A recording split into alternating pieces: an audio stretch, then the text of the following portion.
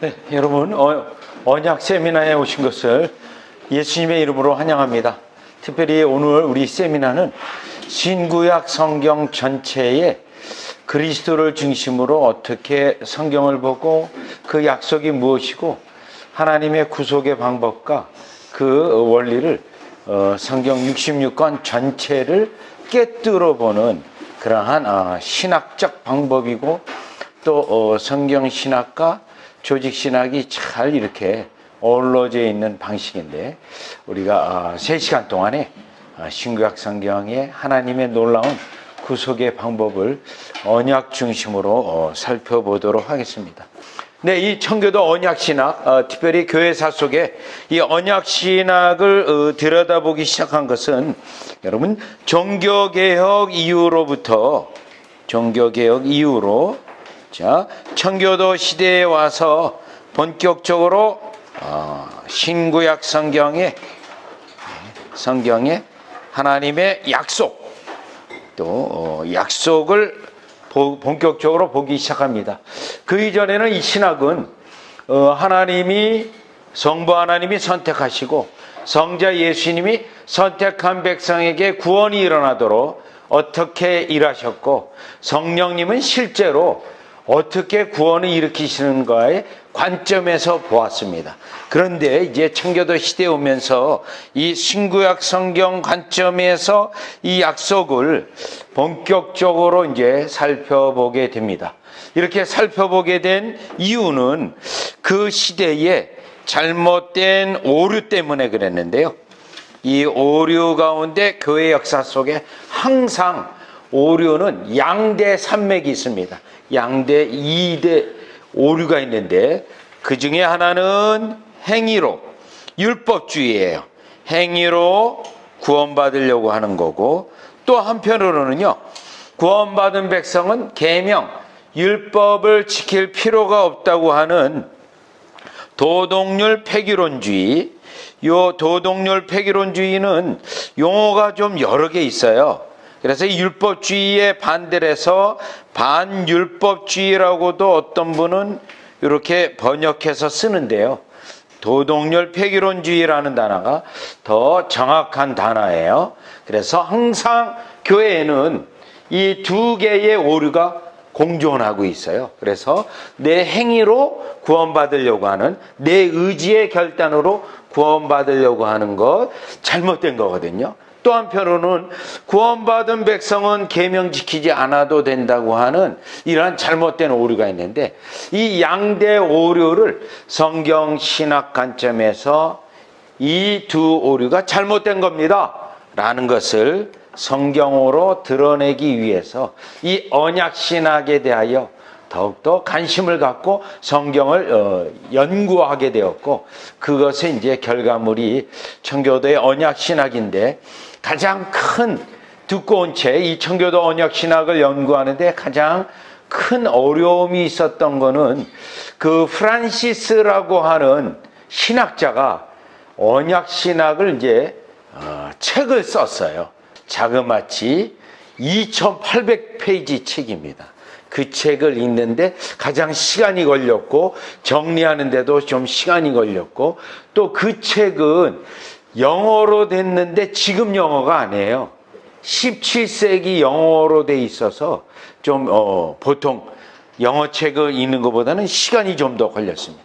단어도 다르고 또 철자법도 달라서 그 책에서 가장 큰 영향력과 은혜를 받았고, 이제 그 다음에 청교도 토마스 구드윈이라든가 존 볼이라든가 거의 청교도 작품으로는 거의 한 7, 8천 페이지를 읽고 강의하고 정리하고 그러면서 최근에 언약신학의 논쟁도 많고, 그래서 아주 쉬운 건데 자꾸 신학자들이 어렵게 만들어요.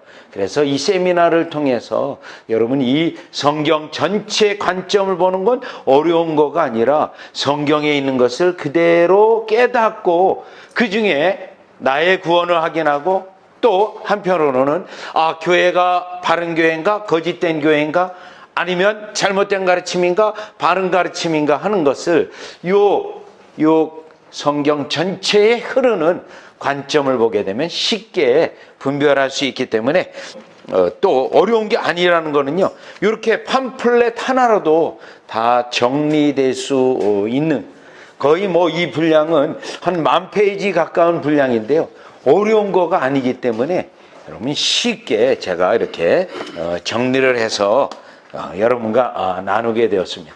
따라서 여러분 3시간 동안에요, 신구약 성경 66권, 하나님은 자신의 백성을 어떻게 만드시는가, 요 핵심이에요. 지금도 과거에도 어떻게 하나님의 백성을 그리고 그 백성을 만드시는 목적은 뭔가, 자, 이 계획은 언제부터 있었는가, 그리고 이 계획은 실행은 언제 끝나는가, 그게 이제 오늘 이 3시간 동안의 강의의 핵심 내용이 되겠습니다. 자, 그러면 이제 여러분이 전체 성경을 전체 이해하기 위해서는 지금 요 앞에 있는 표지, 여러분이 가지고 있는 이 표지에 요 그림에 사실은 다 함축되어 있습니다. 성경의 하나님의 구속의 드라마는 여기 이제 함축되어져 있는데요, 여기 이제 창조입니다. 창조, 크리에이션, 창조인데, 이미 구속의 계획, 하나님이 자신의 백성을 건지시는 계획은 창조 이전부터 있습니다. 창조역으로 우리가 에베소서 1장 4절에 보면 창세전이라고 돼 있어요. 인간을 만들기도 전에 하나님의 자신의 백성의 구원 백성, 언약 백성을 만드시는 방법을 삼위 하나님이 정해 놓으셨어요. 그래서 여기 F는 Father입니다. 성부 하나님이고요. 요 S는 Son이에요. 예수님 아들이고요. 성령님은 H입니다. 그래서 좀 이따 살펴보겠지만, 먼저 아버지가 전체 구원의 계획에 대한 계획을 다 이렇게 셋업해 놓으셨어요. 모든 구원의 역사와 창조와 새 창조의 역사할 것 없이 모든 거의 근원은 성부 하나님이십니다. 그래서 성부 하나님이 아들을 통해서 구원하실 것을 아들에게 제안해요. 그때 아들이 그 제안을 받아들이고 아버지와 아들이 약속을 합니다. 자, 그러면 그때 성령님은 아버지와 아들이 약속할 때 성령님은 이 약속의 증인이에요. 증거자. 그래서 증거가 되어져서 결국은 아버지가 선택한 백성을 아들이 구원하기 위하여 구속의 사역을 하셨고, 실제로 구원을 이루시는 분은 성령님이십니다. 자, 그런데 이와 같은 삼위 하나님의 계획이 창세 전에 이미 셋업이 되어 있다는 겁니다. 자, 그러면 여러분 조금 후에도 살펴보겠지만, 혹시 여러분이 성경을 가져오셨으면 에베소서 1장 4절입니다. 성경의 에베소서 1장 4절에 보시면요, 여러분 이 성경 구절을 여기 띄워놓을까 했는데요, 될 수 있으면 여러분의 성경에 이와 같이 메모도 해두시고요, 또 디지털로 보는 것보다 여러분 실제 책으로 보는 거가 기억력이 60%가 향상이 된답니다. 에베소서 1장 4절입니다. 보시면 곧 창세전이에요. 누가요? 누가? 하나님, 성부 하나님이에요. 성부 하나님이 그리스도 안에서 우리를 택하사. 여기요. 성부 하나님이 그리스도 안에, 성부 하나님이 구원하실 백성을 선택했어요. 그런데 그리스도 아니라고 하는 것을 정해놨어요. 그래서 구원받을 백성은 반드시 그리스도를 믿게 돼 있어요. 그리스도를요. 그래가지고요, 사랑 안에서 그 앞에 거룩하고 흠이 없게 하시려고. 여기에서 실제로 거룩하고 흠이 없게 하시는 것은 성령님이에요. 성령님이요. 실제로 거룩하고. 그래서 창세전에 아버지와 아들과 성령의 구원에 하시는 일이 창세전에 이미 다 정해 놓으셨다는 겁니다. 그리고 인간을 창조하셨어요. 인간을요. 자, 인간을 창조하시고, 그런데 인간이 타락했습니다. 인간이요. 그러면 하나님이 만드신 인간이 타락했으니 하나님이 잘못됐을까요? 아닙니다. 인간이 타락할 가능성을 하나님은 이미 인간을 만들 때부터 알고 계셨어요. 왜냐하면 자유의지를 주셨기 때문에요. 왜? 자유의지가 없다면 인간에게, 여러분 로봇과 같아요. 인형극의 인형 같아서 그 아무 의미가 없죠. 그리고 하나님은요, 신구약 성경 전체에서 항상 자신의 백성들이 기꺼이요 즐겁게 순종하는 것을 원하시지 억지로 한다거나 강제로 한다거나 그것을 원치 않으시기 때문에 처음부터 인간을 만드실 때 자유의지를 주시려고 확정하셨어요. 그런데 그 자유의지가 인간에게 자유로 주신 거기 때문에 계명을 어기고 타락할 가능성이 있는 것을 일찍이 아시기 때문에 이미 인간을 만들기도 전에 계획이 있으셨던 거죠.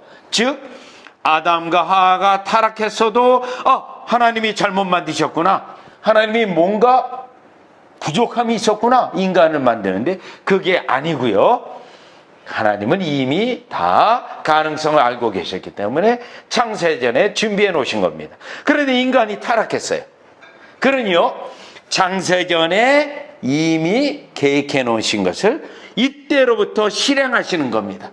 이때로부터. 그래서 그리스도를 약속해 주십니다. 왜요? 창세전에 정해 놓으신 거기 때문에.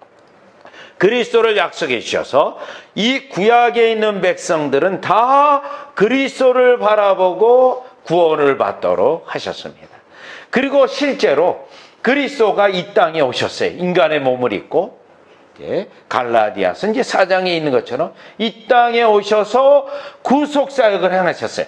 이때 이미 정해놓으시고 약속한 것을 실제로 구원의 약속을 이루시고, 그리고 아버지는 그 아들을 높여서 하늘보좌 우편에 보좌에 앉게 하시고 아버지와 아들이 성령을 보내주셔서요, 본격적으로 하나님의 언약 백성을 만들도록 일어나도록 하셨습니다.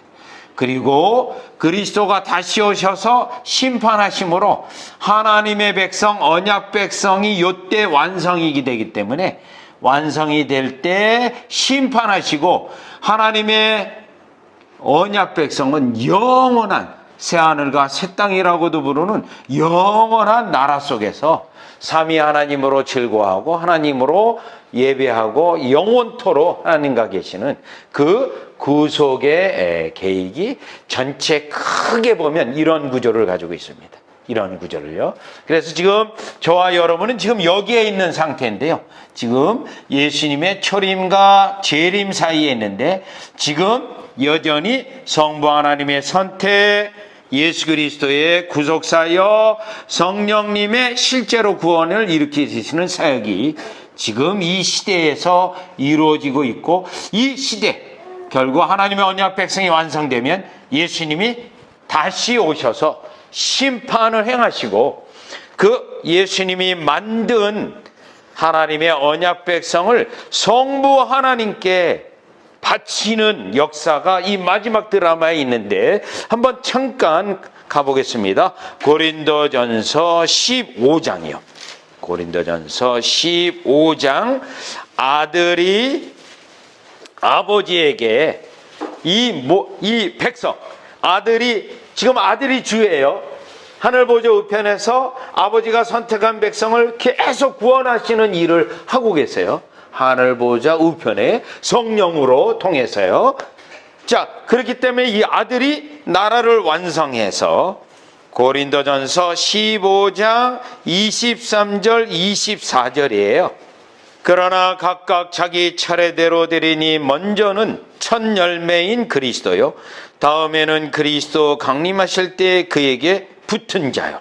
여기 단어도 중요해요. 붙어 있어요. 그리스도에게 붙어 있어요. 붙어 있는 자가 결국 24절이요. 그 외에는 나중이니 저가 모든 정사와 모든 권세와 능력을 멸하시고 나라를 아버지 하나님께 바칠 때, 요겁니다. 요 나라가 하나님의 언약 백성이에요. 그리스도가 세운 언약 백성을 아버지께 바칩니다. 그리고 이 역사는 끝나는 거예요. 아들.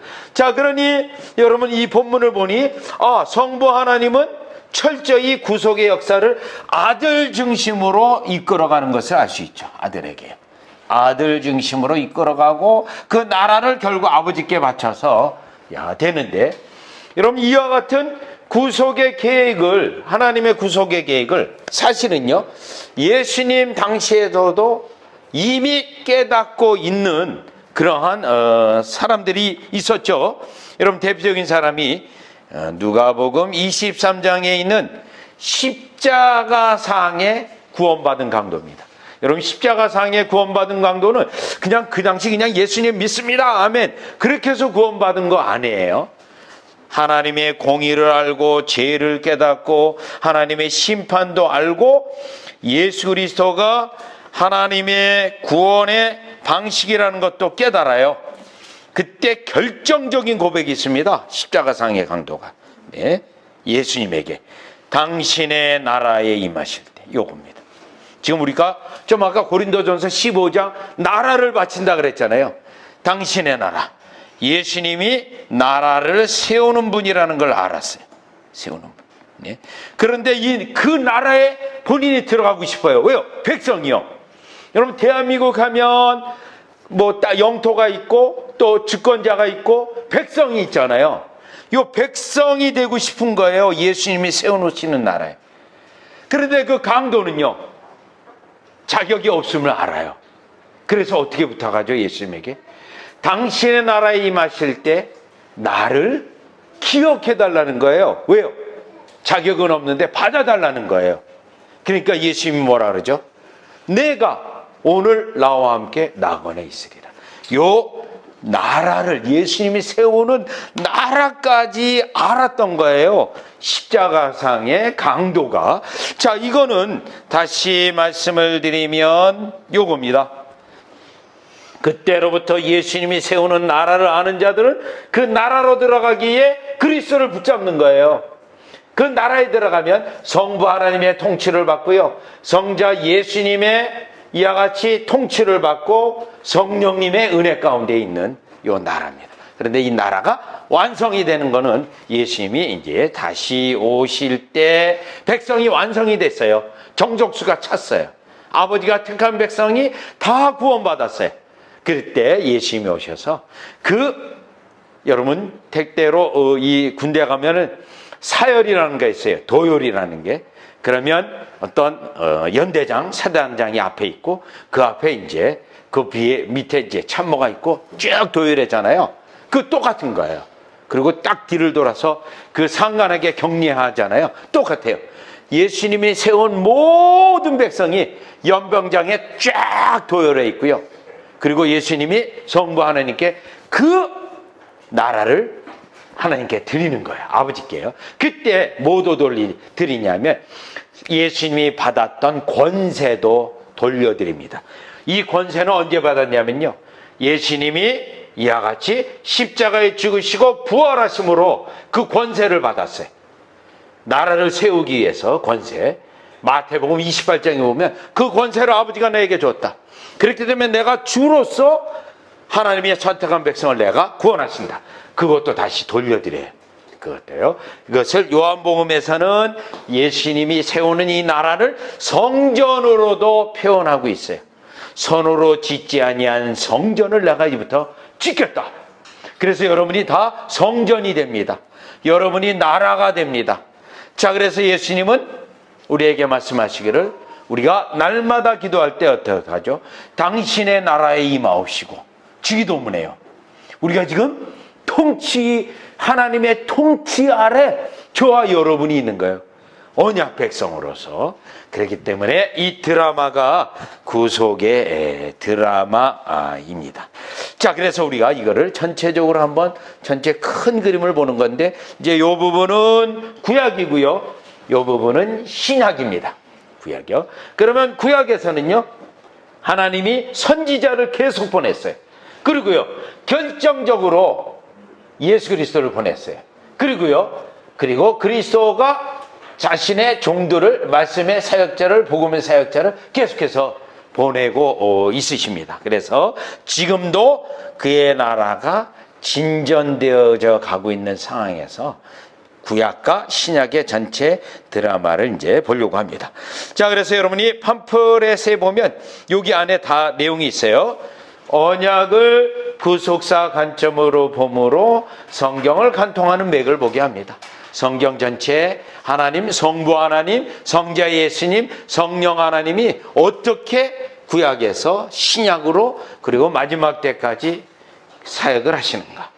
또 신학적으로 보면요, 성경 신학과 조직 신학의 전체 구조를 동시에 보게 합니다.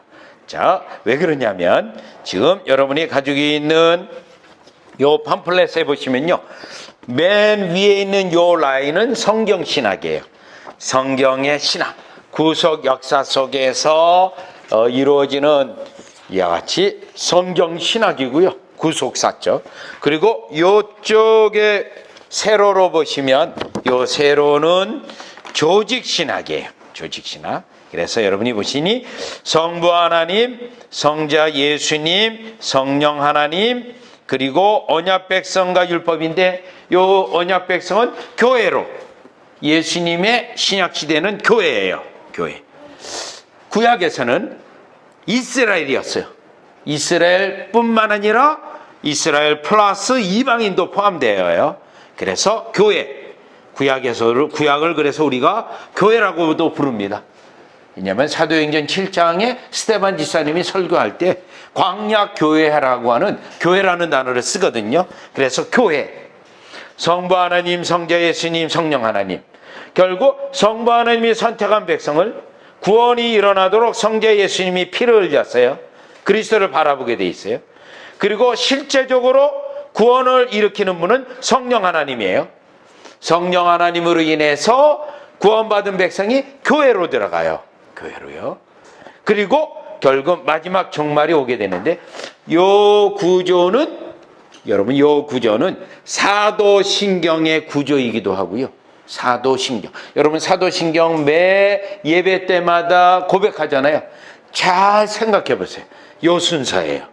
교회. 그리고 마지막 성령님이 또 모든 인생을 공예 가운데 역사하시고 교회 가운데 역사하시고 결국 종말인데, 요 구조는 이 구조는 성경적으로 볼 때 사도신경이 성경에 어디 있냐라고 말하는 사람이 있는데, 성경에서 나온 건데 다 같이 에베소서 1장을 가봅니다. 에베소서 1장을 가보시면 이 구조는 결국 초대교회의 구원에 대하여, 하나님의 구원의 은혜에 대하여 찬송을 불렀던 그 찬송가가 에베소서 1장이에요. 에베소서 1장. 자, 그래서 성경은 이 구조를 가지고 있는데 에베소서 1장 4절, 우리가 조금 아까 살펴봤던 본문이에요. 자, 곧 창세전에 그리스도 안에서 우리를 택하사. 성부 하나님입니다. 왜 성부 하나님이 언급되어 있냐면 3절도 보세요. 에베소서 1장 3절에 보면 찬송하리로다 하나님 고 우리 구주 예수 그리스도의 아버지께서. 그래서 항상 시작은 성부 하나님 아버지입니다. 그 다음에요, 1장 7절, 우리가 그리스도 안에서 그의 은혜의 풍성함을 따라 그의 피로 말미암아 구속 곧 제사함을 받았으니. 성자 예수님이에요. 그 다음에요, 에베소서 1장 13절, 그 안에서 너희도 진리의 말씀 곧 너희의 구원의 복음을 듣고 그 안에서 또한 믿어 약속의 성령으로 인치심. 성령님이에요. 또 에베소서 1장 17절, 성령님이에요. 우리 주 예수 그리스도의 하나님 영광의 아버지께서, 예수님 나왔고요, 영광의 아버지 성부 하나님 나왔어요. 지혜와 계시의 정신을 너희에게 주사. 성령님이에요. 그래서 성부와 성자가 성령을 보내심으로 실제적으로 구원이 일어나는 거예요. 그래서 구원받은 백성이 어디 가냐면 22절이요. 또 만물을 그 발 아래 복종하게 하시고 그를 만물 위의 교회의 머리로 주셨느니라. 교회는 그의 몸이 교회로 끝나요. 에베소서 1장이 초대교회의 찬송가였습니다. 구원의 은혜를 찬송한. 그러면 찬송가의 내용은 뭐죠? 결국 성부 하나님, 성자 예수님, 성령 하나님, 그리고 교회의 머리, 교회, 그리고 교회의 머리이신 그리스도예요. 그래서 자연스럽게 구속의 역사를 쭉 풀어나가고, 한편으로 구속의 역사에 어떤 내용으로 이행하시는가를 볼 때 이게 조직신학이라고도 말하는데, 에베소 1장 구조가 자연스럽게 나오고 또 사도신경의 구조가 나오게 되어져요. 그런데 이제 사도신경의 이 구조라든가 그런 거를 이제 나중에 깨닫게 되는 거는 초대교회 이후로 잘 몰랐어요. 나중에 깨닫게 되는 것은 칼빈과 같은 종교개혁자들이 나와서 그때 이 구조를 알게 되어져요. 칼빈 같은 경우는 이 구조를 아는데 거의 23년 걸렸어요. 23년이요. 하나님의 은혜죠. 이 구조를 발견하는데요. 성경은 이 구조로 되어 있는데요. 실제로 칼빈과 같은 신학자가, 목회자가 이 구조를 발견하는 데는 1536년에요. 기독교 강요를 처음 썼어요. 그런데 이 구조로는 못 썼어요. 이 구조를 깨닫는 것은 1536년에 기독교 강요를 썼는데, 이 구조를 깨닫는 것은 1559년에 깨달았어요. 23년 걸렸어요. 물론 그는 1509년생이에요. 1509년생이요. 그러면 이 원리를 온전히 깨닫는 건 50세에 깨닫는 겁니다. 50세. 자, 그가 실제로 예수 그리스도를 믿게 된 거는 응아하면서 태어나면서 교회를 다녔지만, 예수님을 만난 것, 예수님을 알게 된 거는 1532년이에요. 1532년부터 그가 성경을 본격적으로 연구해서 1536년에 기독교 강요라는 작품이 나왔고, 이 기독교 강요라는 작품이 나왔음에도 불구하고 이 구조를 아는 거는 1559년 23년간 걸렸는데요. 칼빈 자신이 이 구조를 깨닫고 너무너무 기뻐가지고요, 책에 서문에 써놔요. 지금까지 하나님의 은혜로 진리의 도를 알았지만 이 구조를 깨달은 것은 너무너무 저에게 큰 축복입니다 라고 하나님을 찬양을 하거든요. 따라서 여러분, 이 구조 속에 여러분의 인생의 전체 끝까지 놓지 말아야 되는 것은 삼위 하나님의 구속의 영광을 찬양하는 것이 여러분과 저의 인생의 목적이에요. 너무너무 탁월하시기 때문에. 자, 그래서 우리가 이쪽으로는 조직신학, 이쪽으로는 성경신학인데, 우리가 성경신학적인 쪽에서 성경을 살펴보면서 자연스럽게 이 성경의 구속의 내용은 이와 같이 정리한다면 이렇게 된다는 사실을 여러분 한번 살펴보도록 하겠습니다.